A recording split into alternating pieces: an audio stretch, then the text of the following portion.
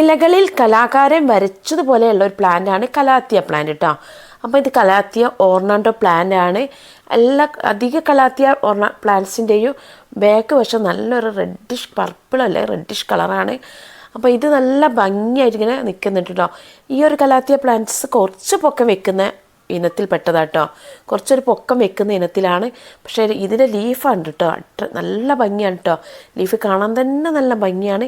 അതിൻ്റെ തൊട്ടടുത്തുള്ള പ്ലാന്റും കലാത്തിയ പ്ലാന്റാണ്, അതും നല്ല ഭംഗിയുള്ളൊരു പ്ലാന്റാണ് കേട്ടോ. ഇത് കണ്ടില്ലേ, ഇതും അതിൻ്റെ ബാക്ക് വശവും കണ്ടില്ലേ, ഏകദേശം അതിൻ്റെ അതേ കളറാണ്. ഇത് കുറച്ചൊക്കെ തണ്ട് നീണ്ടു വരുമെങ്കിലും ആദ്യം കാണിച്ചതിന് എത്രത്തോളം നീണ്ടു വരില്ല. ഇത് നല്ലൊരു തണലത്ത് വെച്ച് കൊടുത്തിട്ടുണ്ടെങ്കിൽ നമുക്ക് ഈസി ആയിട്ട് വളർത്തിയെടുക്കാൻ പറ്റുന്ന നല്ലൊരു പ്ലാന്റാണ് കലാത്തിയ. ഒരുപാട് വെള്ളമൊന്നും ഒഴിച്ചു കൊടുക്കണ്ട കേട്ടോ, ഒരുപാട് വെള്ളം ഒഴിച്ചു കൊടുക്കണ്ട. അതുപോലെ തന്നെ വെയിൽ ഒട്ടും ഇഷ്ടമില്ലാത്തൊരു പ്ലാന്റാണ് കേട്ടോ. അപ്പോൾ നിങ്ങൾക്ക് നിങ്ങളുടെ വീട്ടിൽ കലാത്തിയ പ്ലാന്റ്സ് ഉണ്ടെങ്കിൽ നിങ്ങൾ പ്രത്യേകം ശ്രദ്ധിക്കേണ്ട ഒരു പ്ലാന്റാണ്.